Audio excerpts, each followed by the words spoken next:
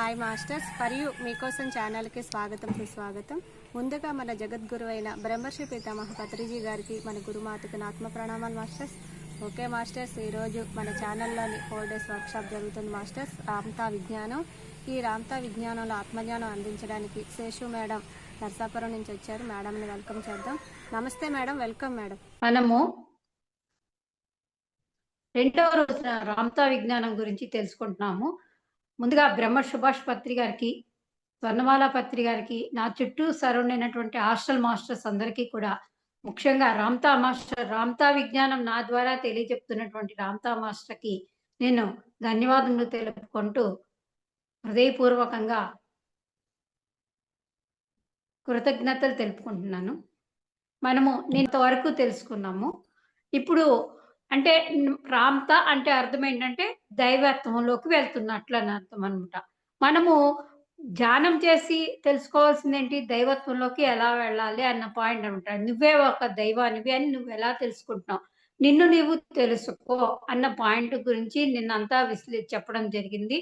అంటే నిన్ను నువ్వు తెలుసుకో అంటే రామ్తా యొక్క జీవిత చరిత్రలో ఒక ఖడ్గం ఇవ్వబడింది. ఆ ఖడ్గం ద్వారా ఒక స్త్రీమూర్తి కనబడి నిన్ను నువ్వు తెలుసుకో అనంగానే ఆయనకు అప్పుడు అర్థం కాలేదు. కానీ మా తర్వాత ఎవరైతే వాళ్ళ జాతి వాళ్ళని అణచిపెడుతున్నారో వాళ్ళందరినీ ఊచకోతకు అందరినీ సాగిస్తూ వచ్చేసిన తర్వాత ఆయన జానస్థుడైనాడు. అంతకాలం రక్తపు టేర్లుగా చేసేసాడు. నియంతలందరినీ చంపేశాడు రామ్తా. ఆ తర్వాత ఇప్పుడు ఏం చేశాడంటే ఆయన తను ఎలాగైనా ఇది కాదు కావాల్సింది అంటే ప్రతి ఒక్క మనిషిలో కూడా దైవత్వం, మానవత్వము 2 ఉంటాయన్నమాట. మనిషిగా ఉన్నవాడు దాన్ని అర్థం చేసుకోలేక డివైనిటీలోకి వెళ్ళలేకపోతున్నాడన్నమాట. ఎప్పుడైతే రామ్తా ఇలా రక్తపు టేర్లుగా అందరిని నియంతలాగా తను కూడా ఒక నియంతలా అయిపోయినాడన్నమాట. ఆ నియంత నుంచి మళ్ళా తను తెలుసుకోవాలి, ఎందుకు నాకు ఈ ఖడ్గం ఇవ్వబడింది, నన్ను నేను తెలుసుకోవడానికి కదా, నాలో అరిషడ్ వర్గాలు అన్ని కోపము, తాపం అన్నీ ఉన్నాయి కాబట్టి వాటన్నిటిని నేను తీసి దివ్యత్వంలోకి వెళ్ళాలి అనే దాంతోటి ధ్యానం చేసి ఆయన దివ్యత్వంలోకి ప్రయాణం సాగిస్తూ ఆయన చెప్పినటువంటి మహాన్ వాక్యాలన్నీ కూడా మనకి ఆచరణ యోగ్యమైనటువంటి చాలా తేలికైనటువంటి జ్ఞానబోధ తెలియచెప్పారనమాట మనకి. నిన్నటి వరకు మనము సంకుచిత భావాలతో అసలు మనం దివ్యత్వంలోకి ఎలా వెళ్తాము అనే దానిలో ముఖ్యమైన పాయింట్ ఏంటంటే మన మూఢనమ్మకాలు, విశ్వాసాలు, మరి సంకుచిత భావాలతోటి ఉండడము, ఇవన్నీ కొంచెం మన దివ్యత్వంలోకి వెళ్ళడానికి అడ్డుగా ఉంటాయి అని చెప్పారు. ఈరోజు మనం తెలుసుకుంటున్నాం ఏంటంటే మనం అసలు ఆనందం అంటే ఎలా ఉంటుంది, మనం ఆనందాన్ని ఎలా పొందుతాము, అది మనం ఒక సంకల్ప మాత్రంతోనే మనం విశ్వాన్నే సృష్టించగలము అని ఆయన చెప్తున్నారనమాట. అంటే ఆకాశంలో మనకు కనబడే తారలు, నక్షత్రాలు ఇవన్నీ కనబడుతున్నాయి కదా, వాటన్నిటిని కూడా అలా వెలిగే శక్తి మీలోనే ఉంది. మీరే ఒక శక్తి, మీరే ఒక జ్ఞానము అని చెప్తున్నమాట. ఆ దివ్యత్వ లక్షణాలు కూడా మీలోనే ఉన్నాయి. అంటే మనం ఆకాశాన్ని ఎక్కడో ఆ నక్షత్రాలను చూస్తూ ఆళ్ళ ధ్రువతారలు అబ్బా! ఎంత బాగున్నాయి ఆ నక్షత్రాలు చూడంగానే ఆనందం కలిగిస్తూ ఉంటుంది. ఆకాశంకేసి రాత్రిపూట నక్షత్రాలు గాని, చందమామ కానీ మనకి ఎప్పుడైనా అలజడి, అశాంతిగా ఉన్నప్పుడు ఆకాశంకేసి చూడబ్బా! ఎంత బాగున్నాయో ఆ తారలు, నక్షత్రాలు అనుకుంటూ ఉంటాం కదా. అలాగే ఆ నక్షత్రాలుగా వెలిగే శక్తి మీలోనే ఉంది.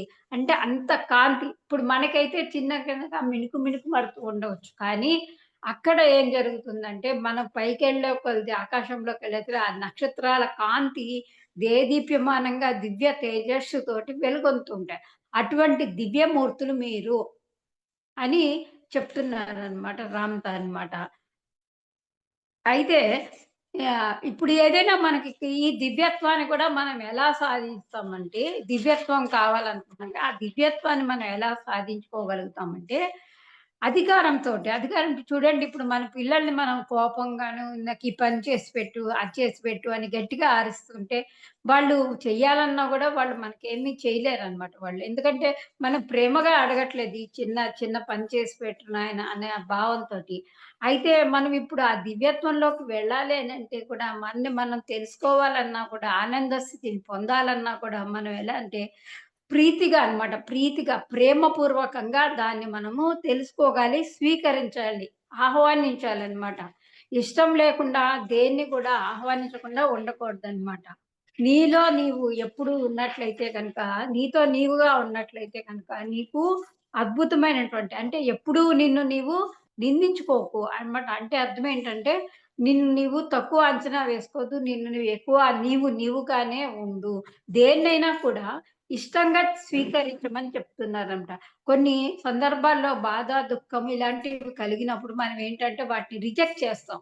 ఈ దుఃఖం మాకే ఎందుకొచ్చింది? ఈ బాధ మాకే ఎందుకొచ్చింది? అన్న భావంతోటి దాన్ని ఆ పనులు చేయకుండా అవాయిడ్ చేస్తూ ఉంటాం అన్నమాట. కొంతమంది వ్యక్తుల్ని గాని, కొంతమంది సంఘటనలను గాని వీటన్నిటిని మనము దూరం చేస్తామన్నమాట. కానీ అలా కాదు. వాటన్నిటిని కూడా దైవత్వంలోకి వెళ్ళాలనంటే ప్రీతిగా, ప్రేమపూర్వకంగా నీవు ఆహ్వానం చెయ్యి. నీతో నీవే ఉండు. అంటే పక్క వాళ్ళ ఆలోచనలు నీ మీద ఆపాదించుకోకుండా వాళ్ళేదో చెప్పేసారు, వాళ్ళు చూసారు. వాళ్ళ అనుభవ ప్రకారంగా వాళ్ళు నడుస్తున్నారు. వాళ్ళది నీ మీద అబ్బా! వాళ్ళకది ఉంది కదా! వాళ్ళు దైవత్వంలోకెళ్ళిపోయినారు కదా! అంటే వాళ్ళలో ఎన్ని తప్పులున్నాయి, ఎన్ని లోపాలున్నాయో వాళ్ళు చెప్పుకోకుండా పైకి నటిస్తూ కూడా కొన్ని సందర్భాల్లో ఉండవచ్చు. నీవు నీవుగానే ఉండి ఎవరిని అనుకరించకుండా నీ తత్వంలో నీవున్నట్లయితే నిన్ను నీవు ప్రేమించుకోవాలి ఫస్టు. నిన్ను నీవు ప్రేమించుకుంటూ ఉన్నట్లయితే గనక నీ లోపల ఆ దివ్యత్వ లక్షణాలు ఒక హ్మ్, ఫ్లవర్ పువ్వు వికసించినట్లుగా వికసిస్తూ ఉంటాయన్నమాట. అయితే మీ యొక్క శరీర ప్రకంపన స్థాయిని పెంచుకున్న కొద్దీ శరీరం జ్వలించి కాంతి వర్ణాన్ని దారిస్తుంది. అంటే ఇప్పుడు భగవంతుడిని చూడాలంటే మనము ఒక రూపంలో చూడలేమనమాట.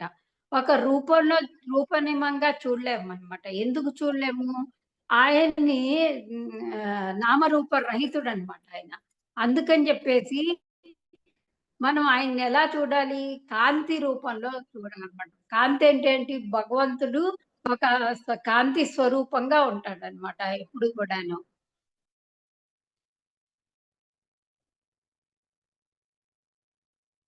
ఓకే. ఒక్క నిమిషం. 1 మినిట్.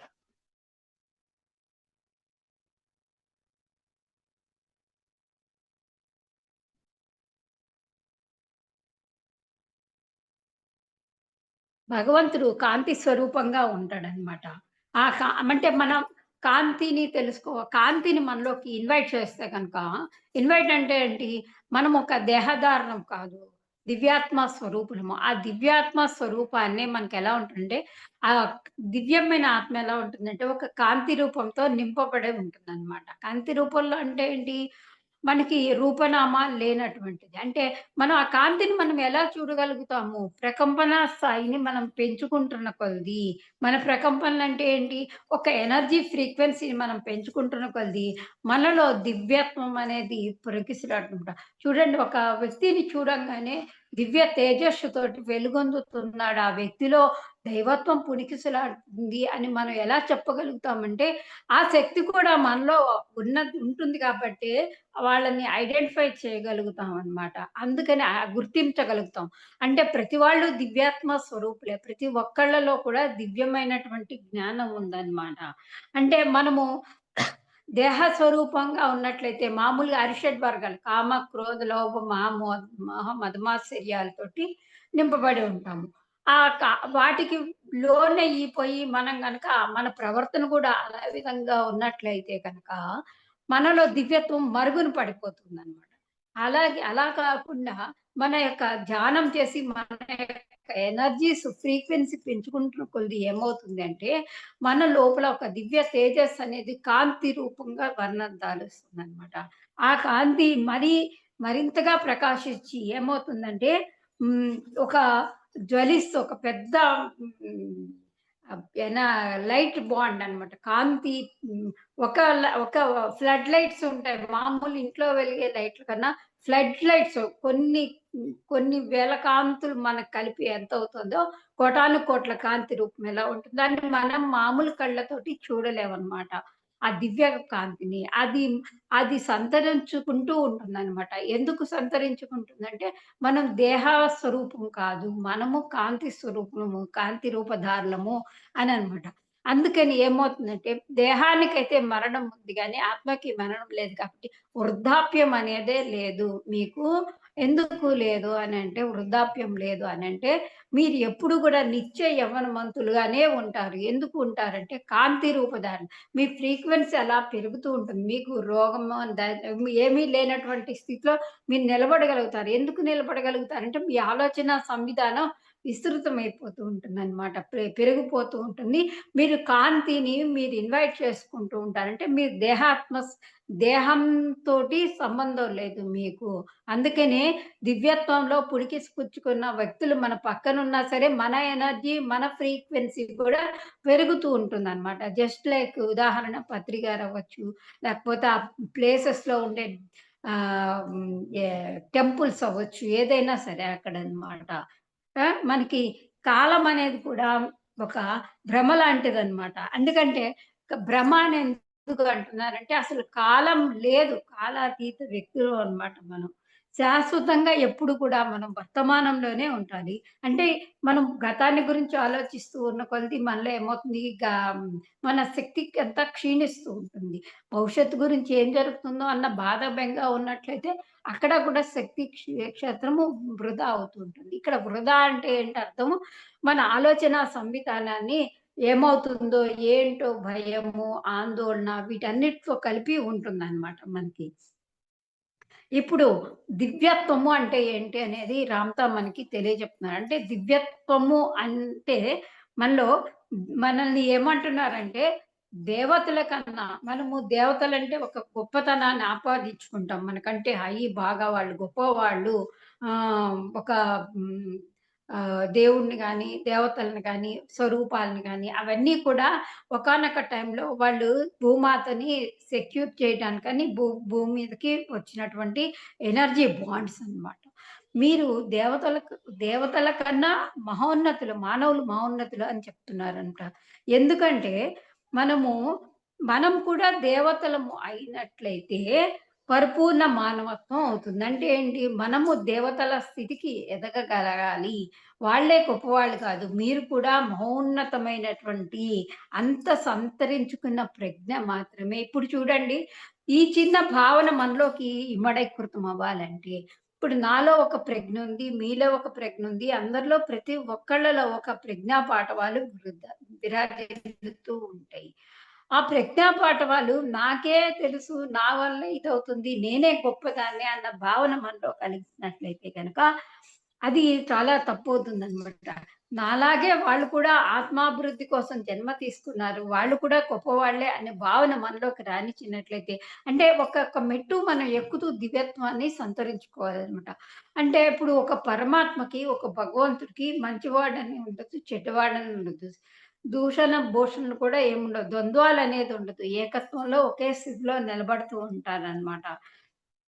అయితే ఆహ్, ఆ యొక్క ఎందుకని మనం ఇలాగ ఉండాలంటే, మనము ఆ దివ్యత్వాన్ని ప్రాప్తించుకున్నటువంటి ఆ దివ్యత్వ స్థితినే మనం ప్రత్యక్ష జ్ఞానము ప్రాప్తిస్తుంది. ప్రత్యక్ష జ్ఞానం అంటే ఏంటి? పరమాత్మకి, మనకి ఎలాగంటే బయట ఎవరో చెప్పింది వింటూ మనలో ఇది ఉండకూడదనమాట. మనము వాళ్ళు నీకు డైరెక్ట్‌గా పరమాత్మ కనెక్ట్ అవుతూ ఉంటాడనమాట. కాబట్టి అంటే మన ఆలోచనలన్నీ ఎలా ఉండాలి? దివ్యత్వం వైపు మనం ప్రయాణించాలి అనంటే గనక, మన ఆలోచనలు గాని, మన స్వభావం కానీ, సర్వ పరిస్థితుల్లో ఉండగల అణువుల వినమ్రత, ఆర్ద్రత పూర్తిగా మిమ్మల్ని అంటే ఫస్టు ముందు మెయిన్ ఏం చెప్తున్నారంటే ఇక్కడ మనకి దివ్యత్వం గురించి, మీరు దివ్యత్వంలోకి వెళ్ళాలి అనంటే గనక, మీ లోపల ఉండేటువంటి ప్రజ్ఞని తెలుసుకోవాలి అనంటే గనక, మీరు మీ యొక్క ఆలోచనలు కానీ, మీ యొక్క స్వభావాన్ని కానీ, అన్ని విధాలా కూడా ఒకే విధంగా సంతృప్తిగా చేసుకోగలిగేటువంటి దివ్యత్వం పూర్తిగా అవగాహన చేసుకోవాలనమాట మనము. అంటే ఆ ఒక ఆర్ద్రత, తపన మనలో ఉండాలనమాట. ఏదో కాసేపు మనలో వచ్చింది మేము చేసుకుంటున్నాము, దివ్యత్వంలోకెళ్ళాలి అని ఒక ఉత్తినే పైపైన సంకల్పం చేసుకొని దివ్యత్వంలోకి వెళ్తున్నాము అనంటే ఆ దివ్యత్వంలోని సంతరించుకోవడం కొంచెం కష్టమవుతుంది. ఎందుకు కష్టమవుతుందంటే, ఒకసారి చెప్పేసేసి మళ్ళీ దాన్ని వదిలేస్తాం. చెప్పేసి వదిలేస్తూ ఉంటాం అన్నమాట. మన ఆలోచనలు ఎలా ఉన్నాయంటే పట్టుకొని వదిలేసి పట్టుకొని కానీ అలా కాదు. నేను దివ్యత్వంలో ఉంటాను. నేను ఆ ఒక్క లక్షణాలను నేను పుణికి పుచ్చుకున్నాను. పరమాత్మతోటి నేను అనుసంధానమై ఉన్నాను. నేనే ఆ పరమాత్మ ఒకటే. ఒకటే అన్న భావన ఎలాగొస్తుంది అనంటే, మనలో ఆ దివ్యత్వ లక్షణాలు అంటే ప్రేమ, దయ, జాలి, కరుణ ఇటువంటి 32 లక్షణాలు భగవద్గీతలో శ్రీకృష్ణ పరమాత్మ చెప్పారు. అంటే కొన్ని లక్షణాలుంటాయి. దివ్యత్వ లక్షణాలు కూడా.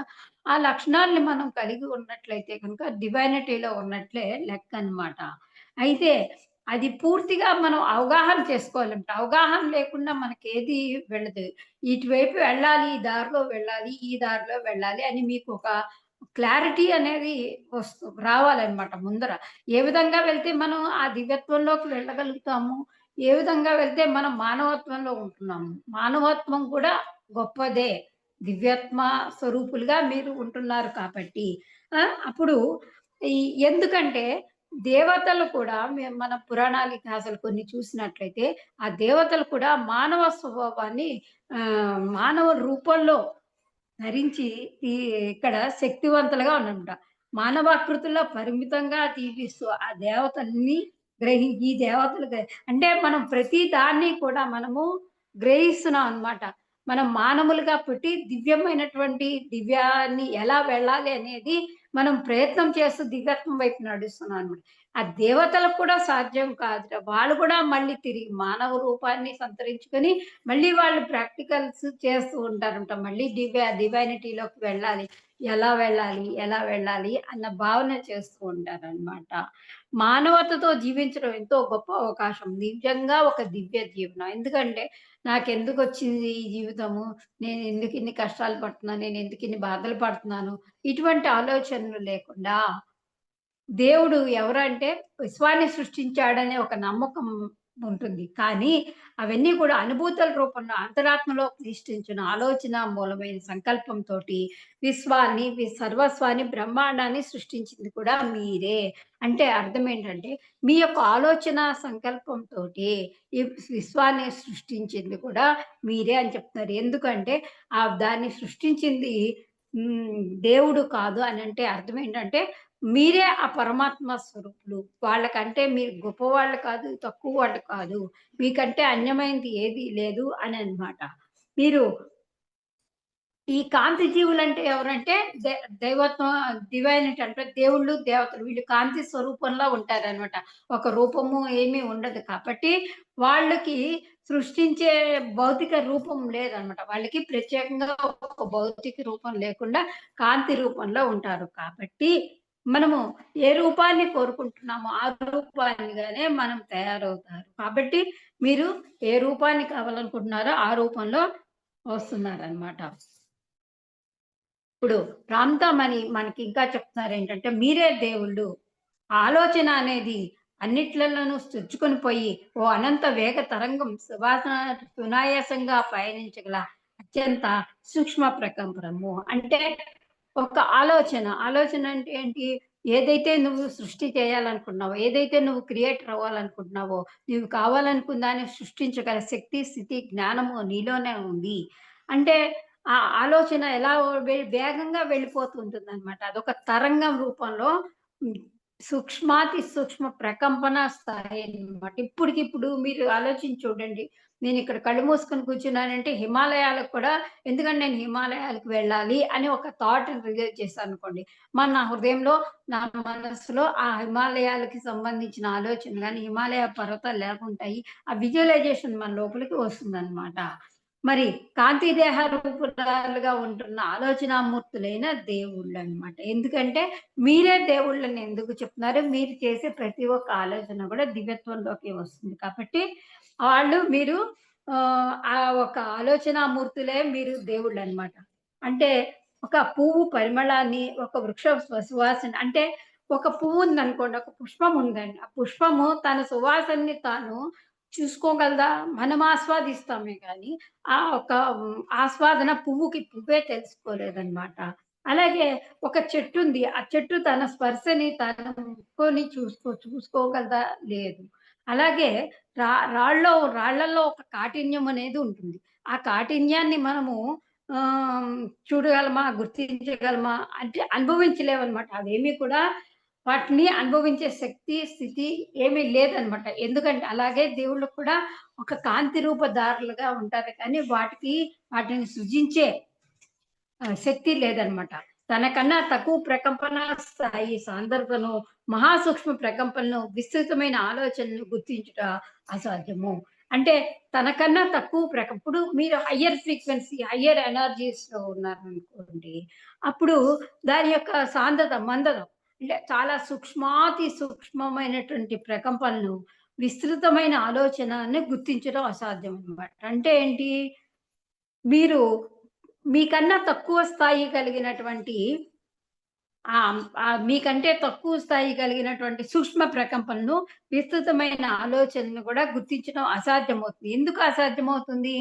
ఈ తక్కువ ప్రకంపనలు కలిగి ఉన్నాయి కాబట్టి వాటిని గుర్తించలేరనమాట. కాబట్టి ఓ పువ్వు వాసన చూడటానికి, పట్టుకోవడానికి, అలంకరించుకోవటానికి, సౌందర్యాన్ని గుర్తించడానికి అదే ప్రకంపన వేగంతో ప్రకంపించే పదార్థంతో నిర్మింపబడిన భౌతిక శరీరాన్ని దేవుళ్ళు సృష్టించక తప్పలేదు. ఇప్పుడు దేవుళ్ళు ఒక భౌతిక శరీరాన్ని మనం ఎందుకని ఈ జన్మ తీసుకొని సృష్టించంటే, ఒక పువ్వు తన పరిమళాన్ని తను ఆస్వాదించలేదు. ఒక రాయి తన కాఠిన్యాన్ని పొందలేదు. ఒక చెట్టు తన స్పర్శని పొందలేదు. కానీ వీటన్నిటిని కూడా పొందించాలి, చెయ్యాలి అన్న భావన కనుక కలిగిందనుకోండి, ఆటి కోసమని దేవుళ్ళేం చేశారంటే, ఒక మానవాకృతిని, భౌతిక శరీరాన్ని సృజించారు. ఆ దేవుళ్ళు తప్పనిసరిగా సృజించారు కాబట్టే మనం మానవ జన్మ తీసుకున్నాం అన్నమాట. సృజనాత్మక శక్తి మనలోనే ఉంది. మానవుని సృష్టి ఆ విధంగా జరిగింది. ఇక్కడ రామ్‌తా చక్కగా అద్భుతమైన విషయాన్ని మనకు తెలియజెప్తున్నారు. అంటే మీరే దేవుళ్ళు అని చెప్తున్నారిక్కడ ఫస్ట్. మీరే దేవుళ్ళని ఎలాగొస్తుంది అంటే, మీ లోపల ఉండే ప్రకంపన స్థాయిని పెంచుకునే కొలది మీ లోపల ఒక విధమైనటువంటి ఫ్రీక్వెన్సీ పెరుగుతుందనమాట. ఆ దేవతా స్థితికి మీరు చేరాలి అని అనుకుంటే గనక మీరు చేరలేరు. మీ అంతట మీరు చేరలేరు. మీరు ధ్యానం చేసి మీ యొక్క శక్తి క్షేత్రాన్ని పెంచుకున్నట్లయితే కనుక మీరు దేవుళ్ళుగా పరిగణించబడతారు. అయితే ఆ దేవుళ్ళు ఒక పువ్వుని మానవుడిని అసలు మానవ సృష్టి ఎందుకని చేశారు అనంటే, ఒక తన పువ్వుని ఆస్వాదించడానికి, ఒక చెట్టు రాయి తన కాఠిన్యాన్ని తీసుకోవడానికి, ఈ ఒక వృక్షము తనలో ఉన్నటువంటి స్పర్శను తను పెట్టుకోవడానికి. అంటే చూడండి, మనం ఒక పువ్వు దగ్గరికెళ్ళామనుకోండి, ఆ పువ్వుని పట్టుకొని సృజించి చక్కగా దాని వాసన చూస్తామనమాట. దానంతట అది చేసుకోలేదనమాట. మనం మాత్రమే అది అందుకోసమని దేవుళ్ళు మానవులని సృష్టించటం జరిగిందనమాట. అంచేత ఇప్పుడు మానవ సృష్టి ఆ విధంగా జరిగింది. ఆ మహిమాన్విత స్వరూపులే మీరు దేవుళ్ళు అని చెప్తున్నారనమాట. ఆ మహాకాంతి దేహదారులే మీరు. ఈ అనంత విస్తృత పరివ్యాప్తమే ఆలోచనే మీరు. ఆలోచన అనంతంగా, శాశ్వతంగా మానవ రూపంలో కొనసాగించుటకు ఉద్యమించిన మహాదైవమే మీరు అని రామ్‌తా చెప్తున్నారు. ఎందుకంటే మీరే ఆ దేవుళ్ళు అని ఎందుకు చెప్తున్నారంటే, ఒక శక్తి మీలో ఉంది. ఒక కాంతి రూపధారులే కానీ మీరు దేహ రూపధారులు కారు. దేవుళ్ళు మిమ్మల్ని సృష్టించారనుకుంటున్నారు కానీ, మీరు కూడా ఆ గగనతలంలో వెలిగే నక్షత్రాలు, తారలు ఆ విధంగా మీరు వెలగగల శక్తి మీలో ఉన్నది. మీరే సృష్టించుకోగలరు అనేసి మానవ ఆలోచన విధానం విస్తృతపరచటానికి ఆ ఆలోచన విధానము మీరే అని చెప్తున్నప్పుడు. ఎవరు చేస్తున్నారు ఈ ఆలోచనలన్నీ? దేవుళ్ళు చేయటం కాదు. మీరు చేయటం మూలాన హ్మ్, శాశ్వతమైనటువంటి ఒక ఆలోచన రూపంలో, మానవ రూపంలో ఉద్యమించిన దైవమే మీరు అని చెప్పారనమాట. అయితే అసలు దైవం అంటే ఎలాగుంటాడు? దైవం ఎలాగుంటాడంటే అనంత శూన్యంగా ఉంటాడంట. ఏ రూపము లేకుండా ఉంటాడు. ఏ కాంతి లేకుండా కూడా ఉంటాడు. అంటే ఏంటి? మనం ఇప్పుడు కాంతినే దేవుడని అనుకున్నాం. ఈ కాంతి ఇలాగుంది. ఇది దేవుడని అనుకుంటాం. కానీ ఈ కాంతిహీనంగా ఉండేటువంటి శక్తి పదార్థాలు కూడా దైవంతో సమానమే అని చెప్తున్నారనమాట. అంటే ఏంటి? ఇప్పుడు అనంత శూన్యుడనమాట. ఇప్పుడు మనం ధ్యానంలోకెళ్తే శూన్యంలో ఉండండి అని చెప్తుంటారు కదా! ఆ శూన్యంలో ఏం జరుగుతుంది అనంటే, మన లోపల అనంత విశ్వం బయట ఏదుందో మన లోపల గూడా అదే ఉంటుందనమాట. కాబట్టి మనలో దైవత్వాన్ని తెలియచేసుకోవాలి అనంటే, దైవం శూన్యుడిగా ఉన్నాడనమాట. అంటే ఏ విధమైన ఆలోచనలు లేనటువంటి స్థితిలో ఉన్నాడనమాట. అయితే ఏ కాంతి కూడా లేకుండా అంటే ఆ రూపం కూడా లేదనమాట. చూడండి ఈ లోపల పార్ట్స్ అవన్నీ ఉంటాయి గానీ వాటికేమన్నా రూపం ఉంటుందా? తనని తాను ధ్యానించి ఉండకపోతే ఆ దైవము ఆ అనంత శూన్యుడిగా ఏ రూపం లేకుండా కాంతిని అనంత విస్తృతంగానే ఉంచేవాడు. ధ్యాన స్థితుడైనాడు కాబట్టి ఆలోచన మాత్రమే అయి ఉన్న దైవము విస్తృతపరిచి కాంతిని పొందగలిగినాడు. అసలు పరమాత్మ ఏ రూపం లేనివాడు, ఏ నామం లేనివాడు, ఏ కాంతి లేనటువంటి వాడు అనంత శూన్యుడిగానే ఉన్నాడు. ఫస్ట్ ఏ ఒక్క ఇది లేకుండా. కానీ దైవాత్మంలో ఉండి తనను తాను తెలుసుకోవడానికి పరమాత్మయే ధ్యానస్థుడయ్యి ఆలోచన రూపం మాత్రమే కలిగి కాంతిని పొందగలిగాడనమాట. మన ఆలోచనకి తొలి పరిణామం ఏంటంటే కాంతి అన్నమాట. ఆ అనంత కాంతి నుంచే అందరూ కూడా జన్మించారు. ఎందుకు జన్మలు అంటే ఆ దైవం శాశ్వతంగా కొనసాగడానికి. అసలు మనం ఎందుకు ఇన్ని జన్మలు తీసుకోవాలి? అంటే ఎందుకు జన్మలు తీసుకోవాలి అనంటే, మనం దేహ రూపందాలం కాదు. కాంతి శరీరులం కాబట్టి ఆ కాంతి నుంచే అందరం కూడా జన్మించామన్నమాట. మరి ఆ కాంతి ఎక్కడి నుంచొచ్చింది? ఆలోచన రూపంలో వచ్చిందనమాట. మరి ఆ దైవం శాశ్వతంగా ఉండాలి అనంటే అర్థమేంటి? కాంతి కూడా శాశ్వతంగానే ఉంటుంది. కాబట్టి దే అది ధ్యాన మార్గంలోనే కుదురుతుందనమాట. చూడండి ధ్యానం చేస్తే మనకేమవుతుంది? మన లోపల అంతరంగంలో శూన్య స్థితిలోకి వెళ్ళే కొలది మన తేజస్సు అంతా కూడా చూడండి మనకి ఆరా అని అంటారు దాన్నేను. మన శరీరం కొన్ని అంగుళాలు కొన్ని దీని చొప్పున ఆహ్, ఆరా అని అంటారు వాటిని. మన కాంతి దేహం ఉంటుందనమాట. అది గూడా కాంతితోటి చుట్టబడి ఉంటుంది. అది మనం ధ్యానం చేసి శూన్యం అంటే ఏంటి? ఏ విధమైన బ్రాడ్ మైండ్ తోటి, విశాల హృదయంతోటి, ఏ విధమైన ఆలోచనలు లేనటువంటి ఆలోచన రహిత స్థితిలో ఉన్న కొలది కొన్ని కిలోమీటర్ల మేరకు మన యొక్క ఆరా విస్తరిస్తూ ఉంటుంది. కాంతి దేహం అలా పెరుగుతూ ఉంటుందన్నమాట. ఎవరైతే గనక ప్రశాంత స్థితి కావాలనుకునే దైవత్వంలోకి ఉన్న వాళ్ళ దగ్గరికి వెళ్ళితే వాళ్ళ ఆరా చాలా విశాలంగా చాలా కిలోమీటర్ల మేరకు విస్తరించి ఉంటుందన్నమాట.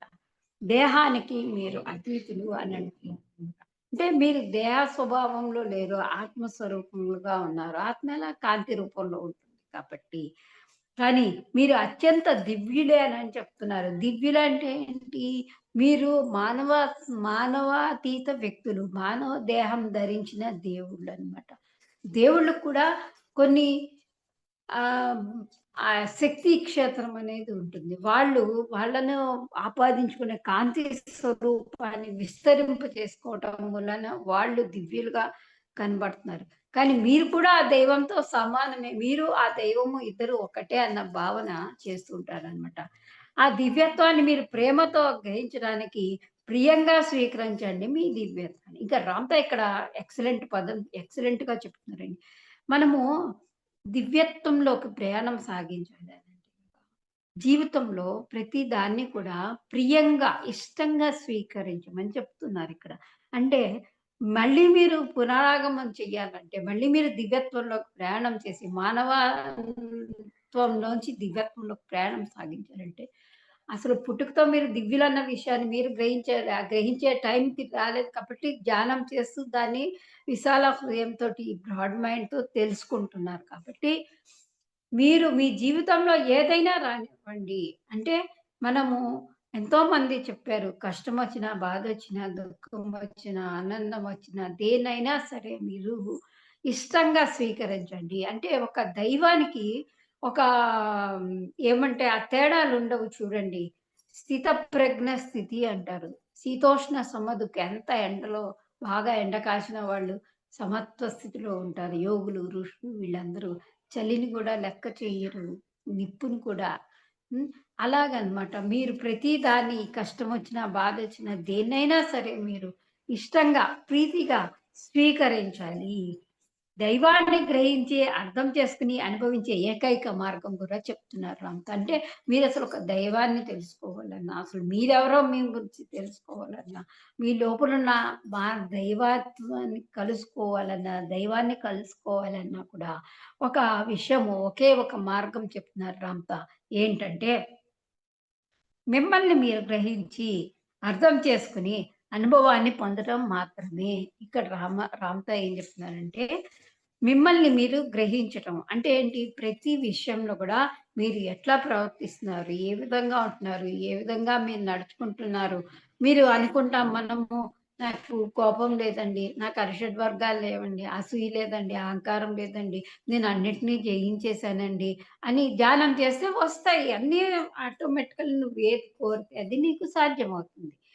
అయితే ఇక్కడ జరిగే ట్విస్ట్ ఏంటంటే, ఆ కాసేపు చక్కగా ఉంటుంది. ధ్యానం చేసిన ఎన్ని గంటలైనా, ఎంతైనా కూడా హాయిగా, ప్రశాంతంగా ఉంటుంది. అబ్బా! ఇంతకన్నా ఇది లేదు. నేనెంతో ఈ రిలాక్సేషన్ పొందేశాను అనేసి కూర్చుంటాం. 4 గంటలు, 5 గంటలు కూర్చుండిపోతాం ధ్యానం నో డౌట్. 8 గంటలైనా కూర్చుంటాం. 9 గంటలైనా అసలు రోజంతా కూర్చున్నా సమస్య లేదు. చక్కగా ఉంటాం.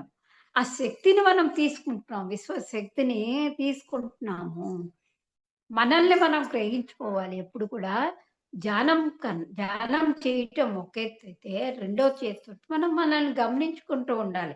మనల్ని మనం ఎప్పుడు గమనించుకుంటూ ఉంటామంటే, ఎలా తెలుస్తుంది మనల్ని ఏం గమనించుకుంటున్నామండి అనంటే అవగాహనతోటి మీ యొక్క స్వీయ అవగాహన అన్నమాట. మీ స్వీయ అవగాహన అంటే ఏంటి? మీరేంటో మీకు తెలుస్తుంది. మీరేంటో మీకు కొంచెం కాకపోతే కొంచెమైనా అవగాహన అనేది ఉంటుంది. నేను ఇది కాదు, అది కాదు అనటానికి సరిపోమనమాట. కానీ ఏమవుతాయంటే కొన్ని వచ్చి అపార్థాలు చేసుకుంటాము. లేకపోతే మనల్ని అర్థం చేసుకోని వాళ్ళు మాటలనటము, ఇలాంటివి ఏదేదో జరుగుతూ ఉంటాయి. అప్పుడు ఏమవుతుందంటే మన మనసు బాధ పెట్టుకోవడం జరుగుతుంది. వాక్క్షేత్రాన్ని దుర్వినియోగం చేయటం జరుగుతుంది. అలా దుర్వినియోగం చేసినప్పుడు ఏం జరుగుతుంది అంటే, నువ్వు చేసినటువంటి ధ్యాన శక్తి, ధ్యాన ఫలితము 2, 3 గంటలు చేసినా కూడా అదంతా కూడా బూడిదలో పోసిన పన్నీరులాగా అవుతుంది. మరి ఎట్లాగండి అవతల వాళ్ళు మనల్ని అర్థం చేసుకోవట్లా, మనం ఎట్లా ఉండాలి, మనం ఏం చెయ్యాలి అన్న భావన మనలో కలుగుతుంది.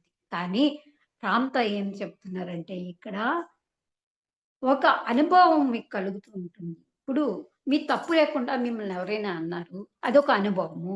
ఇంకొక అనుభవం అంటే మిమ్మల్ని చాలా అప్రిషియేట్ చేసేస్తారు. ఆకాశానికి తీసుకెళ్ళిపోతారు. అబ్బా! ఇంకేంటి ఇంకేం బాగా ఉన్నారు. ఇదని అదని చెప్తుంటారనమాట. వాళ్ళేంటి అబ్బా! హెల్పింగ్ నేచర్ చాలా ఉంది. వాళ్ళు ఇది అని అంటారు. అది ఒక అనుభవము. ఆ! మరి వంట చేస్తున్నప్పుడు వంటలో ఉప్పు, కారాలు ఎక్కువైపోతే తిడతం గూడా అనుభవము. అదీ కాక ఇంకా పిల్లలు సరిగ్గా మన మాట వినకపోతే అదొక అనుభవము. ప్రతీదీ ఏమవుతుందంటే ఒక అనుభవముగా తీసుకోవాలి. అవగాహనతోటి, అనుభవంతోటి మనల్ని మనము అర్థం అనుభవాన్ని పొందాలి. ఫస్టు మనల్ని మనం గ్రహించుకోవాలి. గ్రహించుకోవటము అంటే అర్థం ఏంటంటే ఇక్కడ ఏం జరుగుతుంది? నా అంతరంగంలో ఏం జరుగుతుంది? అసలు ఏమిటి? What is going on? ఏం జరుగుతుంది? నేను ఒక్కసారి ఏమొద్దు. మీరేం చేయొద్దు.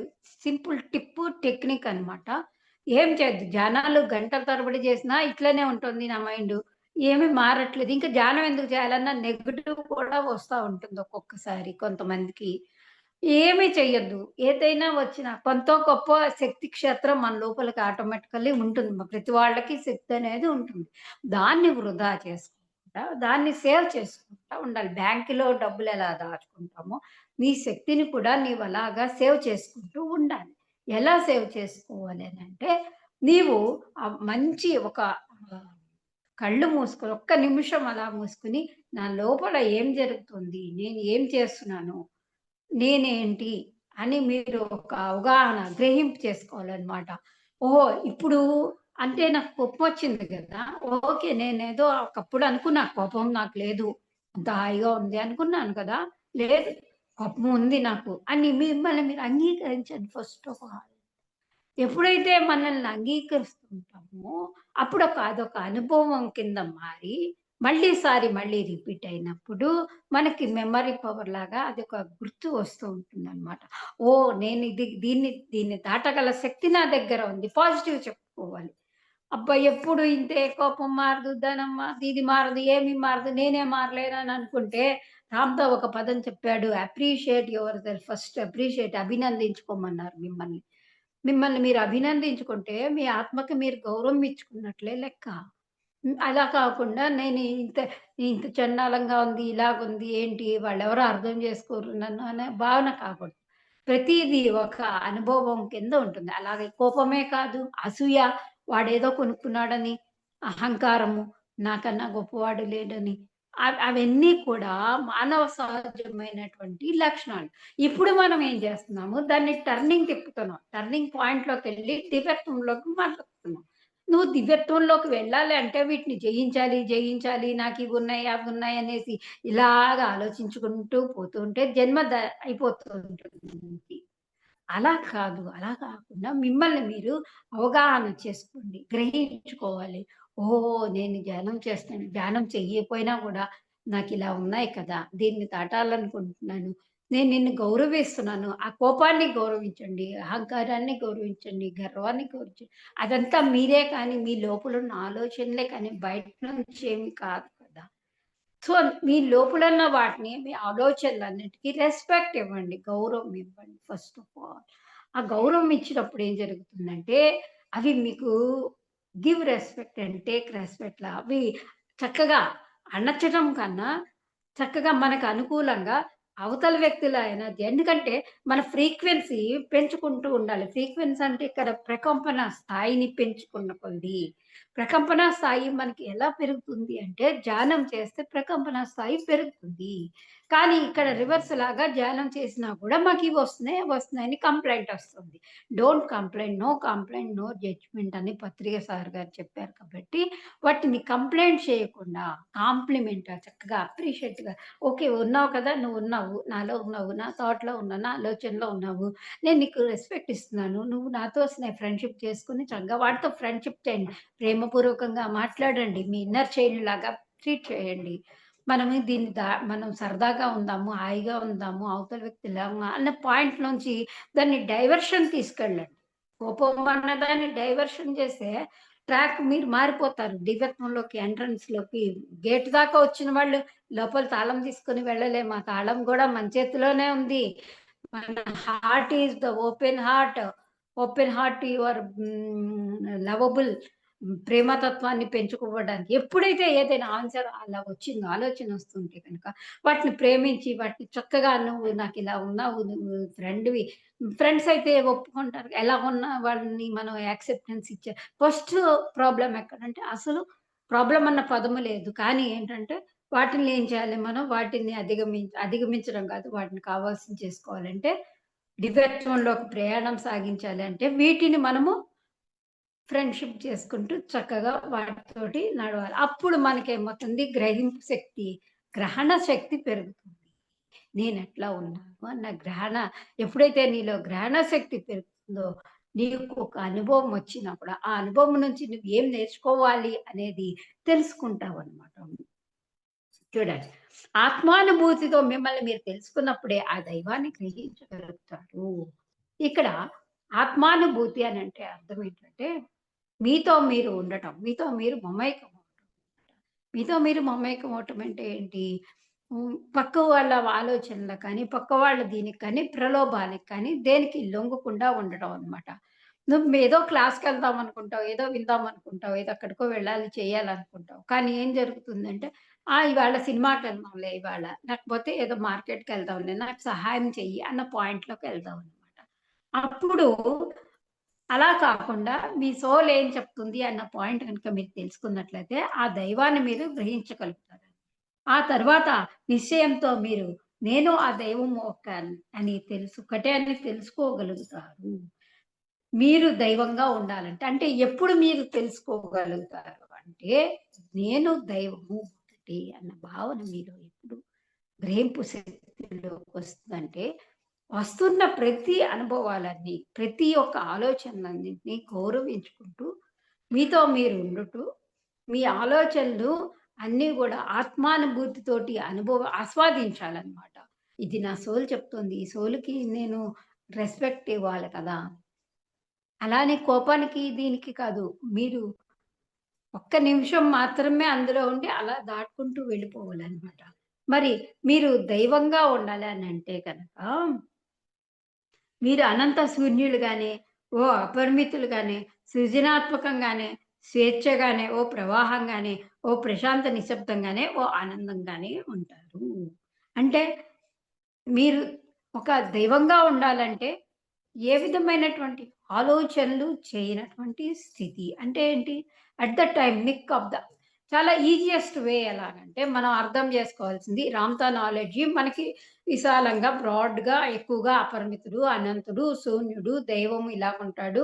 మిమ్మల్ని మీరు తెలుసుకోవాలి. అనుభవము, ఆత్మానుభూతి ఇవన్నీ చెప్పుకుంటా పదాలొస్తాయి. కానీ సింప్లిఫై పత్రి గారు ఏం చెప్పినా, జ్ఞానం బోధ చేసినా కూడా చాలా సింప్లిఫై చేశారు. ఇదంతా కలిపి ఒకటే ఒకటి ధ్యాన స్థితిలో ఉండి ఏంటంటే, మనము శూన్య స్థితి అని చెప్పారు. మెయిన్‌గా కావాల్సింది మనకి శూన్య స్థితి. అంటే శూన్య స్థితి అంటే ఇంక ఆలోచనలు ఉండవండి అని అనుకుంటే కాదు. మీరు ఏ ఆలోచన చేసినా, ఏమి చేసినా కూడా అది ఈ క్షణంలో ఇప్పుడు మీరు తీసుకున్న నిర్ణయమే నేనిప్పుడు ఈ నిమిషంలో డిసైడ్ చేసుకొని, ఫిక్స్ చేసుకొని నేను దైవత్వంలో ఉన్నాను. నేను దివ్యాత్మ స్వరూపాన్ని. నేను దైవము ఒక్కటే. నాతోటే ఆ దైవం సాహచర్యం చేస్తున్నాడు. నా దైవం నాలోనే కొలువై ఉన్నాడు. నేను తీసుకునే నిర్ణయాలన్నీ కూడా పరమాత్మకి అంతరంగంలోనే ఒకటిగా ఆయన నిర్ణయం ప్రకారం నేను చేసుకుంటాను అని మీరు మీ హృదయపూర్వకంగా మీతో మీరు చెప్పుకున్నట్లయితే గనక అంటే ఎప్పుడు మీరెలా ఉంటారు? మీరు ఏమిస్తున్నారు? యద్భావం తద్భవతి విశ్వానికి ఏదిస్తే అదే వస్తుందనమాట. మీరు ఏమిస్తున్నారు విశ్వానికి అనంటే, ఒక ప్రశాంత స్థితిని మీరు ప్రశాంతంగా ఉంటే గనక లోకా సమస్త సుఖినో భవంతు అన్నట్లుగా లోకంలో ఉండే జనాలందరూ చూడండి మన ఇంట్లో మనకేదో చిరాకులు, పరాకులుగా ఉన్నామనుకోండి, పక్కన గట్టిగా వినపడ్డాయనుకోండి, అప్పుడేమనిపిస్తుంది? ఏంటి వీళ్ళెప్పుడు ఇలాగే ఉంటారేమో అని ఒక అభిప్రాయం ఫిక్స్ అవుతుంది. ఎవరమ్మా అలా కాకుండా మనము ఒక ప్రశాంత స్థితిని ఉంటూ, ఆ వాతావరణమే కాదు మొత్తం ఎంటైర్‌లీ డివైనిటీలో ఉంటది. అంటే మీ యొక్క ఆరా పెరిగి దివ్యత్వంలో ఒక దివ్య తేజస్సు అనేది ఉట్టిపడి, మీ మీ రూమే కాకుండా, మీ ఇల్లే కాకుండా, మీ చుట్టుపక్కలంతా గూడా కాంతివంతమయ్యి దివ్యంగా ఉంటుంది. ఎందుకంటే దైవం ఎలా ఉంటాడంటే కాంతి స్వరూపం. దివ్యమైన కాంతితో వెలుగొందుతూ విరాజిల్లుతూ ఉంటాడు. ఆ దివ్యమైన కాంతి నీలో ప్రసరిస్తుంది అనంటే, నీ ముఖ వచ్చేసంతా కూడా దివ్య తేజస్సుతోటి దివ్యాత్మ స్వరూపంగా నీవు వెలుగొందుతూ ఉంటావు. అంటే పెద్ద పెద్ద సాధనలు చెప్పారా అనంటే, ఒకటే సాధన చెప్పాడు. నువ్వు అనంత శూన్యుడిగా ఉండు. నువ్వు దైవము దూరంగా లేడు. నీతోనే సాహచర్యం చేస్తున్నాడు. నీలో గ్రహించుకో. నిన్ను నీవు గ్రహించుకో. నువ్వు ఎప్పుడైతే గ్రహిస్తున్నావో, నీ లోపల అంతరంగంలో ఉన్న దైవం మేల్కొని నీకేం కావాలో సజెషన్స్ అన్నీ ఇస్తూ ఉంటారు అన్నమాట. ఎప్పుడైతే మీ లోపల అటువంటి భావన గనక క్రియేట్ అయిందో ఒక అద్భుతాన్ని మీరు చూడగలుగుతారు. ఎందుకంటే కేవలము మనం మానవ మాత్రులము. మనమేమి చేయలేము. మన వల్ల ఏం కాదు. అన్న భావనని విడిచిపెట్టి మీ భావాలనే అనంతంగా శూన్యుడిగా ఉన్న పరమాత్మ చింత నీ లోపల నీతో ఉన్నటువంటి ఆ జ్ఞాన సాధన, ధ్యాన సాధన చేస్తే గనక శ్వాసను ప్రేమిస్తున్నంతగా ఆత్మ ప్రేమికులై మీ సౌశల్యాన్ని, జీవన సర్వస్వానికి అర్పించి పొందుపరిచే దైవం ఎలా ఉంటుందో మీరు అలాగే ఉండండి. ఇక్కడ చూడండి ఎన్నో వేల సంవత్సరాల క్రితం గౌతమ బుద్ధుడి కంటే ముందర అయినా ఆయన చెప్పింది శ్వాసని నీవు గమనిస్తూ శ్వాసని ప్రేమించాలంట మనం. చూడండి మనము ఒక్కొక్కసారి కూల్ డ్రింక్స్ గానీ, ఐస్ క్రీమ్‌లు గానీ, మనకి పడని వస్తువులు తింటాం. తినేసి అది జిహ్వ చాపల్యం అంటారు నాలుకకి. అబ్బా! ఇప్పుడు తాగితే బావుండు, ఇది చేస్తే బావుండు, అది చేస్తే బావుండని అంటాం. అప్పుడేమవుతుందంటే ఒక్కొక్కసారి చలికాలం గానీ, వర్షాకాలం కానీ మనకి జలుబు చేయటం, దగ్గు రావటం ఇలాంటివన్నీ జరుగుతూ ఉంటాయి. ఇది కామన్. నేచురల్లే. అవి రావటం కూడా మంచిదే అంటారు చాలా మటికి. లోపల ఉన్న టాక్సిన్స్ వెళ్ళిపోతాయి. అయితే మరి నీవు నీ శ్వాసని ప్రేమించు. ఇక్కడ శ్వాసని ప్రేమించడం అంటే గనక లాంగ్ బ్రీతింగ్. లాంగ్ బ్రీతింగ్ అంటే బొడ్డు ఇక్కడ నాభి వరకు శ్వాస తీసు అంటే శ్వాస నిమిషానికి శ్వాస రేటుని తగ్గించాలన్నమాట. అంటే 15 నిమిషాలు 15 శ్వాసలో ఎన్ని శ్వాసలో ఉంటాయి. నిమిషానికి కొన్ని శ్వాసలుంటాయి. ఆ శ్వాసను నెమ్మదిగా తగ్గించుకుంటూ 6కి, 5కి అలా తగ్గిస్తూ వస్తే మన ఎనర్జీ పెరుగుతుంది. ఎలా పెరుగుతుందంటే మన యొక్క జీవన విధానం, జీవన ప్రక్రియ పెరుగుతుందనమాట. అంటే నాకిది పూర్తిగా సరిగ్గా తెలీదు. కానీ తెలిసింది చెప్తున్నానండి. తెలియని చెప్పకూడదు గదా! అంటే మీ శ్వాసని మీరు ప్రేమిస్తూ నియంత్రణ చేసుకోవడం అన్నమాట. శ్వాస నియంత్రణ అంటారు. అది. అయితే మీ సౌశీల్యాన్ని జీవన సర్వస్వానికి సమర్పించి పొందుపరిస్తే అంటే మీరు చేసే ప్రతి ఒక్క ఆలోచన కానీ, ప్రతీదీ కూడా ఆ దైవం నా చేత చేయిస్తున్నాడు. చూడండి ప్రతీదీ నేను చేస్తున్నాను, నా వల్లే అవుతుందని కొన్ని భావాలు ఫిక్స్ అయ్యి ఉంటాయి. ఆ వాటిని దాటుకుంటూ వెళ్ళి నేను కాదు, నా లోపలున్న దైవం చేయిస్తున్నాడని భావం చేస్తే మనలో ఏ విధమైనటువంటి ఇది ఉండదనమాట. నెక్స్ట్ మీరు ఇంకా దైవత్వంలో వెళ్ళాలి, దివ్యత్వంలో ప్రయాణం సాగించాలంటే మీరుగానే ఉండాలని చెప్తున్నారు. ఇక్కడ మీరుగానే ఉండటం అంటే ఏంటంటే, మీ ఉనికిలో మీరు వర్తమాన క్షణంలో మీరుండాలి అని అర్థం అనమాట. వర్తమానంలో ఉండడం అంటే ఏంటంటే, అప్పుడు ఆహ్, ఈ క్షణంలోనే ఉంటాయి. ఇప్పుడు శాశ్వతమైనది ఏది? ఈ క్షణమే కాబట్టి ఈ క్షణంలోనే మీరు ఉంటారు. అంటే మనం ఆ దైవంగా అవడము అనంటే అది నేనే. దౌ ఆర్ట్ యూ. దౌ ఆర్ట్ యూ అంటే ఏంటి? అదే నేనైపోవాలనమాట. ఇప్పుడు ఏదైతే పరబ్రహ్మ స్వరూపం ఉందో ఉపనిషత్తు వాక్యాలైనటువంటి అహం బ్రహ్మాస్మి. నేనే ఆ పరబ్రహ్మ స్వరూపం. అయమాత్మ నేను తత్వమసి. తత్ అంటే ఏదైతే ఉందో త్వం అంటే నీవు, అసి అంటే నేను. అదే అయ్యి ఉన్నాను. అయమాత్మ, ప్రజ్ఞానం బ్రహ్మ. ఈ ఉపనిషత్తు వాక్యాలు చెప్పడానికి గాని, ఉచ్చరించడానికి కానీ చాలా గొప్ప ఇది ఉండాలి. మనకి ఒక శక్తి అనేది ఉంటుంది కాబట్టి వాటిని ఉచ్చరిస్తాం అన్నమాట. అహం బ్రహ్మాస్మి అని అనుకుంటాం. అంటే నేనే ఆ పరబ్రహ్మ స్వరూపాన్ని అని అనుకుంటాం అన్నమాట. అనుకుంటే అప్పుడు మనం ఏమవుతుంది? ఆ ఒక దైవమే మనమయ్యి ఛాన్స్ గూడా ఉంటుంది. ఎందుకంటే మీ ఆత్మానుభవాలకు అనుగుణంగా దైవం ప్రసాదిస్తూ జీవిత సర్వస్వాన్ని పరిపూర్ణంగా అనుభవించాలనే ఆ దైవం యొక్క ఏకైక సంకల్పం. పరమాత్మ మనల్ని ఎలా సృజించాడు అని అంటే, మీ యొక్క మీరు ఆనందంగా ఉండాలి. మీరు ఏదైతే కోరుకుంటున్నారో వాటి లక్ష్యాలన్నీ సాధించాలి అనే పరితపిస్తూ అనే విధంగానే మిమ్మల్ని సృజించాడనమాట. అంటే చిన్నతనంలో మనం ఏది కావాలంటే అది అడగంగానే తెచ్చి ఇచ్చే అమ్మా నాన్నలు ఎలా ఉన్నారో, మనకి తల్లిదండ్రులాగా ఆ పరమేశ్వరుడు, పరం పరమాత్మ ఉన్నారనమాట.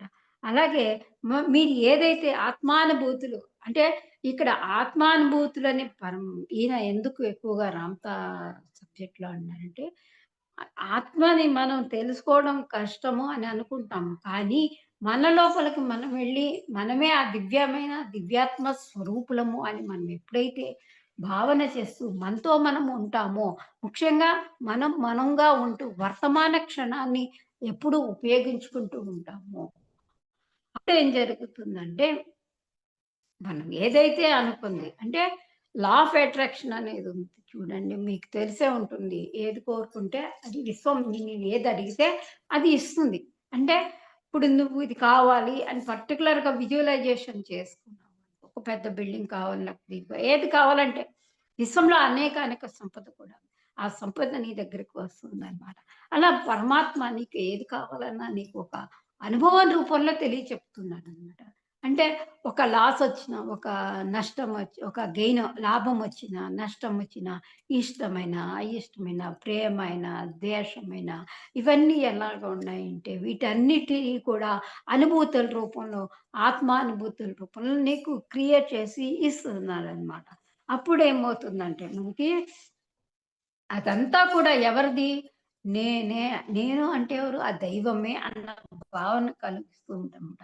ఆ పరమాత్మ యొక్క సంకల్పానుసారంగా నీకు అంతా నడుస్తూ ఉంటుందనమాట. ఆనందం అంటే మీకు గ్రహించడానికి జీవితం పట్ల, మీ పట్ల దైవానికి ఉన్న అవ్యాజమైన ప్రేమను పరిపూర్ణంగా గ్రహించడానికే దైవం జ్ఞానావిష్టుడై కాంతి రూపాన్ని కాంతి, ఆ విస్తరణ కాంతి సచేతనాత్మక ప్రభావాలతో, ఆలోచనాశ్రమంతో అనంతంగా, శాశ్వతంగా కొనసాగించడమే దివ్యులైన మీరందరూ అవతరించారు. మనం ఈ భూమి మీద ఎందుకు అవతరించాము? టైం ఉందా అండి మేడము? మనం అసలు భూమి మీద మనం ఎందుకు అవతరించాము అనంటే, మనము కాంతి రూపధారులము, దేహ రూపధారులు కాదు అని తెలుసుకోవడానికి మొట్టమొదట. మనము దైవాన్ని చేరుకునే అవకాశాన్ని మనకి మనము మనమే ఆ దైవము, దివ్యాత్మ స్వరూపులము అని తెలుసుకునేందుకని, అలా తెలుసుకోవాలి అనంటే నువ్వు ధ్యానావిష్టుడు అంటే పరమాత్మ కూడా ధ్యానం చేసి కాంతి రూపధారుడై తనలో ఉన్నటువంటి కాంతిని విస్తరింపజేస్తూ మనల్ని సృజించారన్నమాట. ఎందుకు సృజించారు అంటే, రూపము, నామము ఏమీ లేనటువంటి పరమాత్మ ఒక వస్తువుని కనుక పట్టుకోవాలంటే ఇలా మనమైతే ఒక వస్తువుని హ్యాండిల్ చేస్తాం పట్టుకోవడానికి. మళ్ళా కాంతి రూపధారులకి ఇలా పట్టుకుందామంటే ఏమీ ఉండదు. అయితే పరమాత్మ ఏం చేశాడంటే, మానవుల్ని సృజించాడు. ఎందుకంటే తన ప్రతిరూపాలుగా మీరే ఆ దైవము ధ్యానం చేసి, అది కూడా మామూలుగా ఉండేవాడనమాట. కానీ పరమాత్మ కూడా శివుడు ఎప్పుడు కూడా ధ్యాన స్థితిలోనే ఉంటాడనమాట. ఆ కాంతి రూపాన్ని విస్తరింపచేశారనమాట. విస్తరింపజేసి అనంతుడుగా అంటే ఇప్పుడు విశ్వం అనేది ఇక చిన్న గోళం లాంటిదో, చిన్నదో కాదు కదా! కోటాను కోట్ల విశ్వాలున్నాయి. కోటాను కోట్ల జీవరాశులున్నాయి. సముద్రాలు, నదులు, నక్షత్రాలు, గ్రహాలు, అనేకానేక గెలాక్టిక్స్, ఫెడరేషన్స్ ఇవన్నీ ఉంటాయి. వాటిల్లో కూడా అనేకానేక జీవరాశుల్ని సృజించింది ఎవరు అనంటే పరమాత్మ అన్నమాట. అయితే మామూలుగానే కాంతిగానే ఉన్నాడనుకోండి ఆయన, మనకి పట్టుకోవడానికి కానీ, ఏదైనా వాళ్ళ అనుభవాలు, అనుభూతులు అవన్నీ కూడా పరమాత్మవే. అంటే పరమాత్మ అంటే నువ్వు దైవ స్వరూపుడవైనట్లయితే గనుక, నువ్వు దివ్యాత్మ స్వరూపుడివి. ఆ దైవం నీతో సహచరం చేస్తున్నాడు అని నువ్వు తెలుసుకున్నప్పుడు ఏం జరుగుతుంది అనంటే గనక, అప్పుడు నీలో ఉన్నటువంటి దివ్య దివ్యమైన ప్రజ్ఞ బయటపడుతుందనమాట. అంటే నీ మనసుతోటి నువ్వు ఆలోచించు. నీ బుద్ధితోటి ఆలోచించు. ఆత్మ స్థితిలో నువ్వు తీసుకునే ప్రతి ఒక్క నిర్ణయము కూడా ఆ దివ్యంగా ఉండి, ఆ పరమాత్మ నీతోటి సహచర్యం చేస్తున్నాడు అని అందుకోసమనే మనం ఈ భూమి మీద మనమెవరో తెలుసుకోవటం కోసమే తీసుకున్నామనమాట. అయితే ఇక్కడ రామ్‌తా ఇంకొక విషయం చెప్తున్నారు. వాస్తవానికి మీరే సృష్టికర్త. ఈ పదం మనం చాలా సార్లు వినే ఉంటాము. వాస్తవానికి మీరే సృష్టికర్తలు అని ఎలా తెలుసుకుంటారంటే, మనకి సంకల్ప స్వేచ్ఛని ఎవరు ప్రసాదించాడు? దైవం ప్రసాదించాడు. అంటే సంకల్ప స్వేచ్ఛ అంటే అర్థం ఏంటంటే, నువ్వు ఏది కావాలని కోరుకుంటున్నావో అది నీకు దగ్గరకొస్తుంది. నీతోటి నువ్వేది కోరుకున్నా గూడా నీ దగ్గరకొస్తుంది. అయితే ఎందుకండి ఎలా వస్తుంది? ఎంత ప్రయత్నం చేసినా మాకు బిల్డింగ్ కావాలి, ఎందుకు రావట్లేదు, అది రావట్లేదు, ఇది రావట్లు అనేసి ఎందుకని అలాంటి భేదభావాలు వస్తున్నాయంటే, పరిపూర్ణ అవగాహన, దక్షత ఆ సంకల్ప స్వేచ్ఛా మూలంలో కోరుకున్న ఆలోచనని స్వయంగా అనుభవంలోకి తెచ్చుకునే స్వేచ్ఛ దైవదత్తంగా లభించిన కానుక. ఇక్కడ ఏంటంటే, ఒక అవగాహన అనేది మనకి రావాలనమాట. ఎలాగంటే, ఆ అవగాహన మనం కోరుకున్న ఆలోచనని స్వయంగా అనుభవంలో అంటే ఏదైతే మనం కొన్ని కోరుకుంటామో, వాటిని అనుభవపూర్వకంగా అనుభవంలోకి తెచ్చుకోవటానికి ఆ స్వేచ్ఛ అనేది ఎవరిచ్చారంటే, ఆ పరమాత్మ దైవదత్తంగా లభించిన కానుక మనకి. అంటే మనం ఏదైతే కోరుకుంటున్నామో దాన్ని మళ్ళీ తిరిగి అనుభవంలో ఇప్పుడు మనం కారు కొనుక్కుందామనే సంకల్పం వచ్చింది. డబ్బులు దాచుకుంటాము, కారు కొనుక్కుంటాము. ఏదో ఒకటి చేస్తాం. హౌస్ బిల్డింగ్ గాని, లేకపోతే ఏది కావాలంటే అది. వాటిల్ని మనం కోరుకున్న దాన్ని సంకల్ప మాత్రానే స్వేచ్ఛగా అన్నమాట. ఎవరైనా వచ్చేసి "నీకు కారెందుకు కొనుక్కున్నావయ్యా? ఈ డబ్బులు సరిపోవు కదా! లేపోతే నీకిదా, అదా అనేసి ఎవరు గూడా నిన్ను రెస్ట్రిక్షన్స్ ఏమి పెట్టరనమాట. ఎందుకు పెట్టరు అనంటే, నీకు ఆ దైవము ఇచ్చినటువంటి కానుకేంటంటే, నీ సంకల్పాలన్నీ స్వేచ్ఛాయుతంగా స్వీకరించి, నువ్వు అనుభవపూర్వకంగా అనుభూతిలోకి తెచ్చుకుంటావు. ఇక్కడ అనుభవంలోకి తెచ్చుకోవడం అంటే డబ్బులు దాచుకుంటాము. దానికి అనుగుణంగా ఏదైనా ఒక ప్లానింగ్ తోటి మనం దాచుకొని దాన్ని కొనుక్కుంటూ ఉంటాం అనమాట. అలా దైవదత్తంగా లభించినటువంటి కానుక. మన ఆలోచనల్ని పరిమితం చేసుకోకూడదనమాట. అంటే పోన్లే ఒక కార్‌తో కారే కాదు. మనకి ఒక చిన్న బిల్డింగు. చిన్న బిల్డింగ్‌లో ఉన్నాము. ఏదోలే దీని మీద కొంచెం బెటర్‌గా ఉండే సింగిల్ బెడ్‌రూమ్ ఏదోటి కావాలి అనేది అనుకుంటాం అనుకోండి. అది పరిమితమైన ఆలోచన. అంటే పరిమితంగా మంచి గొప్ప బిల్డింగ్. అబ్బా! పెద్దది. ఎక్కడో ఒక చోట కొనేసుకొని, అక్కడ ఫ్యామిలీస్ తోటి చక్కగా మెడిటేషన్స్ చేసేవాళ్ళతోటి సాహచర్యం చేసుకుంటూ, ప్రకృతితో గడిపేది. ఇలాగా రకరకాలుగా అనమాట. ఇలాగ నువ్వు ఎంత ఊహించుకుంటావో, నీ ఆలోచన సమృద్ధాన్ని విస్తృతం చేసుకుంటూ ఉంటావు. కానీ మనం చేసేస్తాము. ఎందుకు మనకి అనుభవంలోకి రావట్లేదు అంటే అవన్నీ మనం చేసుకుంటాం. ఆలోచన చేస్తాము. విస్తృతం చేస్తాం. కళ్ళు మూసుకొని విజువలైజేషన్ చేసేస్తాం. కానీ మళ్ళీ పక్క నుంచి ఏం ఆలోచిస్తుంది మనసు చెప్తుంది. ఆ! నువ్వు కొట్టేసావులే, నువ్వు చేసేసావులే, పెద్ద బిల్డింగ్ కొన్నావులే. ఆ! పెద్ద నీకేమో ఇప్పుడేమో ఏంటి తినడానికే ఠికానా లేదు గానీ పెద్ద పెద్ద బిల్డింగులు కట్టేసుకుంటావా? లేకపోతే నీకు జీతం ఎంత? నువ్వెంత? నువ్వెలా కొనుక్కుంటావు? అని లోపల నుంచి మనస్సులో అనిపిస్తుంది. అలా అనిపించినప్పుడు మనం దాన్ని వెంటనే క్యాన్సిల్ అని చెప్పేసి ఇది ఆలోచనని పరిమితం చేస్తున్నాయి. మీ నమ్మకాలు ఇవన్నీ కూడా పరిమితం చేస్తున్నాయి. వాటిని విస్తృతం చేశామనుకోండి, మనం అనుకున్నది అనుకున్నట్లుగా మనం సఖ్యంగా చేసుకోవచ్చనమాట. సృజనాత్మక సంకల్పాలు తదేక జ్ఞానావిష్టుడైన దైవము అనుభవించిన ప్రేమానుభూతుల్ని మీరు అనుకరిస్తుంటారు. ఇప్పుడు సృజనాత్మక అంటే క్రియేటివిటీ మనకి ఏదైతే కావాలో అంటే మీరు ఆ దైవత్వాన్ని తెలుసుకునే ప్రక్రియలో ఏం చేస్తున్నారంటే మీ ఆలోచనని ఇలా తక్కువ రిజిడ్ మైండ్ పరిమితం చేసుకోకుండా విస్తృతం చేస్తున్నారు. మీ ఆలోచనలు ఎప్పుడైతే బ్రాడ్ మైండ్‌తో విస్తృతం చేస్తూ ఉన్నారో అప్పుడేమవుతుంది క్రియేటివిటీ ఆ గాడ్ ఎలా ఆలోచిస్తున్నాడో మీ ఆలోచన కూడా అలా మారిపోతూ ఉంటుందన్నమాట. అప్పుడు మారిపోయినప్పుడు మీరు కూడా దాన్నే ఇమిటేట్ చేస్తూ ఉంటారు. అంటే దైవం ఎలాగ ఆలోచిస్తుంటాడో మీరు కూడా అలాగే ఆలోచిస్తుంటారు. ఎందుకంటే ఎందుకు ఇలా జరుగుతుంది అంటే మీరు కాస్త కాస్త కొంచెం కొంచెంగాను ఆలోచించట్లేదు. చాలా హృదయం బ్రాడ్ మైండ్ తోటి. ఒక వ్యక్తిని చూడంగానే మీ ఆలోచన ఎలా ఉంటుంది? పరమాత్మ ఎలా థింక్ చేస్తాడు? నువ్వు దైవాత్మ స్వరూపుడివి. నేను ఇద్దరం కూడా సమానమే అన్న భావన మనలో కలుగుతూ ఉంటుంది. ఆత్మస్థితిలో ఆలోచనలు, నిర్ణయాలు తీసుకుంటూ, ఆత్మస్థితిలో సంకల్పాలు చేయటం జరుగుతూ ఉంటుంది.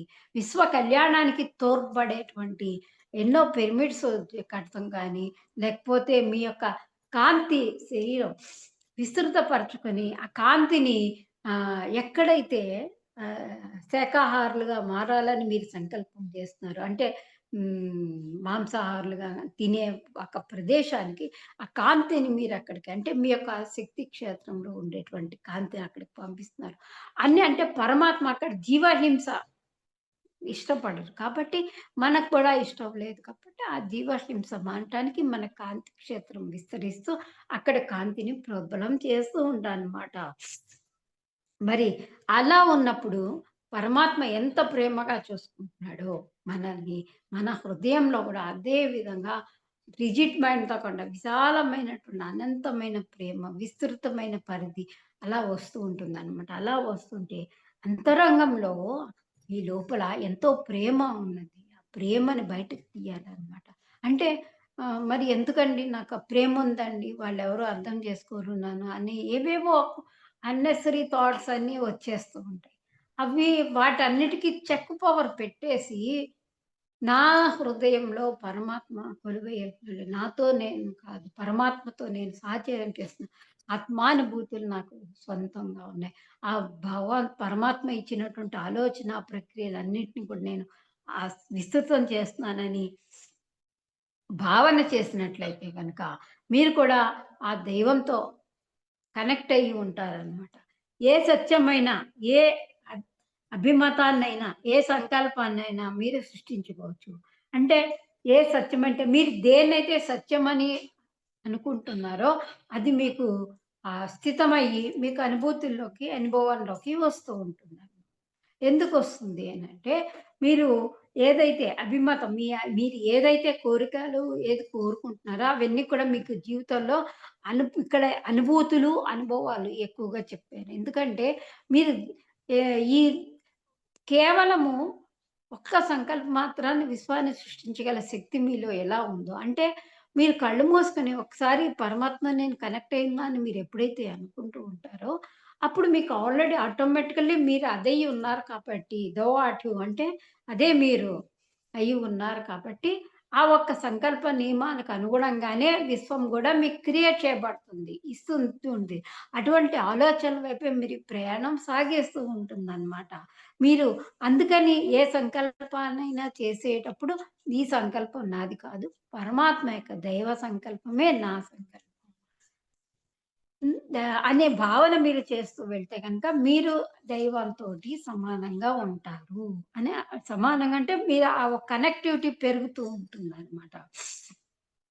మీ ఆలోచన విధానంలో ఏ సత్యాన్ని సృష్టిస్తున్నారో, ఏ అభిమతాన్ని వ్యక్తిగత ధోరణిలో స్వరూప వైఖరిని మీరు సృజిస్తున్నారో, ఆ సత్యమే అభిమతంగానే స్వప్నంలోనే దైవ పదార్థము, ఆ జీవిత సర్వస్వము తక్షణం రూపుదిద్దుకున్నాం. తక్షణం అన్న పదం వాడారు ఈయన. ఎందుకంటే, ఎప్పుడు మీరు ఏ విధమైన ఆలోచనలు ఎలా అంటే క్రియేటివిటీ తోటి పరమాత్మతో గురించి కనెక్ట్ పెట్టుకున్నారా? ఉన్నది నాకు అన్న భావనతోటి మీరొస్తే ఏదైతే మీరు వ్యక్తం చేస్తున్నారో, మీ వ్యక్తీకరణ ఎలా ఉంటుంది? ప్రేమగా ఉంటుంది. చక్కగా అందరితో కూడా సుహృద్భావంతోటి, సత్యాన్ని తెలుసుకోవాలన్న తపనతోటి మనకి సుఖ దుఃఖాలు వచ్చినా కూడా వాటిని అంగీకరించే తత్వంతోటి మనం ఉండి, మరి ఏదైతే మనము సత్యం అనుకుంటున్నామో దాన్ని అనుభవంలోకి తెచ్చుకోవడానికి ఆ ఒక దైవ పదార్థం అన్నారు. దైవ పదార్థం అంటే ఏంటంటే డివైనిటీ అంటే దివ్యత్వ లక్షణాలు. దివ్యత్వ లక్షణాలు అంటే ఏంటి? దైవము అనేది ఎక్కడో లేడు. నీతోనే ఉన్నాడన్న భావన. అంటే ఒక ప్రశాంత చిత్తం. మీ హృదయం మిమ్మల్ని చూడంగానే ఆ ఫేస్‌లో ఒక కళ, కాంతి అలా కనబడుతూ ఉంటుంది. ఆ దివ్యత్వంతోటి మనం ఎప్పుడు మమైకమయ్యి నడుస్తూ ఉంటామనమాట. అయితే ఇవన్నీ ఎలా జరుగుతాయండి? ఇవన్నీ నేను దివ్యత్వంతోటి నేను అనుకుంటున్నాను దివ్యత్వంలో ఉండాలనుకుంటున్నాను. నేను అనుకున్నాను నా సంకల్పం నెరవేరాలని. నేను అనుకున్నాను నా అభిమతం నేను అనుకున్నది సత్యం కావాలని. నేను అనుకున్నాను అనుకుంటారని. కానీ ఎందుకు మీకు అనుభవంలోకి, అనుభూతుల్లోకి రావటం లేదు అని క్వెషన్ వస్తుంది. నేను ఇన్ని అనుకున్నా నాకెందుకు జరగటం లేదు అని వస్తుంది ఒక్కొక్కసారి. ఎందుకు రావట్లేదు అనంటే గనక సందేహాస్పదం. సందేహం అనేది వస్తూ ఉంటుందన్నమాట. జరుగుతుందా? జరుగుతుందా? అయిందిలే అన్న భావన. మిమ్మల్ని మీరు పక్కన ఎవరైనా ఏమైనా అన్నా కూడా, అవునా? నిజమా? ఇది కరెక్టేనా? అవునులే అవుతుందో లేదో ఏమో చూద్దాం. వెయిట్ చేద్దాం. అవుతుంది అని సందేహంతోటి మనం తలకాయ ఊపుకుంటా, యేసుకుంటా కూర్చుంటాం. కానీ ఇక్కడ ఏది మీ దృఢ సంకల్పం ఏది? మీ అభిమతం ఏది? మీ సత్యం ఏది? మీరు అనుకున్నది సాధించగల జ్ఞానం ఏది మీ దగ్గర? అంతా జ్ఞానము ఉంటుంది. లా ఆఫ్ అట్రాక్షన్ ఉంటుంది. విజువలైజేషన్ ఉంటుంది. అన్నీ ఉంటాయి. హ్మ్. గుడ్. మీరు ఏం చేస్తున్నా, ఏ ఆలోచనలో మీరు కొనసాగుతున్నా, ఏ అనుభూతులు మీలో ఏర్పడుతున్నా, మీరెవ్వరూ కూడా దివ్య పాత్రులే. ఇప్పుడు అన్నాం గదా! పక్కన ఎవరో ఏదో అన్నారని, లేకపోతే ఎందుకు అవ్వట్లేదండి ఇదని, ఇదంతా కదా! కానీ రామ్‌తాయి ఏం చెప్తున్నారంటే, అది కూడా దివ్యత్వమే. ఎందుకంటే, చీకటి దివ్యత్వమే, వెలుతురు దివ్యత్వమే. ద్వంద్వం అనేది లేదు. అంతా కూడా దివ్యత్వమే అని భావన మీలోకొస్తే గనక అవుతుందా? అవదా? అనేది కూడా డైలమా కూడా దివ్యత్వమే. ఎందుకు 2 రకాలుగా ఇలా చెప్పాల్సొచ్చింది? మీరు ఒక దృఢ సంకల్పాన్ని తీసుకొని, అది నాకు జరగాలి అని మీరు పర్ఫెక్ట్‌గా, ఖచ్చితంగా అనుకుంటున్నట్లయితే, అది మీ ఆలోచన సంవిధానంలోకొచ్చి, ఒక అనుభూతిగా వచ్చి, ఒక అనుభవము అనుభూతి, అనుభవం అన్నమాట. అంటే అనుభూతి అంటే దాని ఫీలింగ్ లోపలికెళ్ళిపోతుంది. ఒక అనుభవము అంటే ఏంటంటే దాని ఒక స్టాండర్డ్ అక్కడ మెమరబుల్‌గా ఉండిపోతూ ఉంటుందన్నమాట. అన్‌సెపరేటబుల్ అన్నమాట. సెపరేటబుల్ అంటే విడదీయరాని బంధం అన్నమాట. అప్పుడు మన ఆలోచనలు కూడా అన్నీ కూడా దివ్యమే అని భావన చేస్తే గనుక ఇక్కడ దేర్ ఇస్ నో ఇండివినిటీ. ఎక్కడ దివ్యత్వం లేదు అన్న భావన రాదు మీకు అసలకి. ఒక చెట్టుని చూసినా దివ్యత్వమే కనపడుతుంది. ఒక పుట్టని చూసినా, ఒక సీలింగ్ ఫ్యాన్‌ని చూసినా, లేకపోతే ఒక అద్దాన్ని చూసినా, ఒక పరుపుని చూసినా, ఏం చూసినా అందుకే కొన్ని గైడెడ్ మెడిటేషన్‌లో ఏం చెప్తారంటే, మీరు కళ్ళు మూసుకొని ఏం మీ ఎదురుగా ఉన్న వస్తువుని విజువలైజేషన్ చేయమని. అంటే అది కూడా కళ్ళు తెరవంగానే మనలో ఉన్న జ్ఞానశక్తి వాటికెళ్ళి ఆపాదించి అవి శక్తివంతంగా తయారవుతాయి. కళ్ళతో కూడా ఎనర్జీ బాగా ఎక్కువగా ఉంటుందండి అందుకని. మీరు శాశ్వతులే అని ఎప్పటికీ మీరు తన నుంచి విడిపోరు అన్న విషయం ఆ దైవానికి తెలుసు. దైవానికి తెలియకుండా ఉంటుందా? పరమాత్మకి. అంటే మీరు ఇప్పుడు తల్లి గర్భం నుంచి బిడ్డొస్తుంది గదా!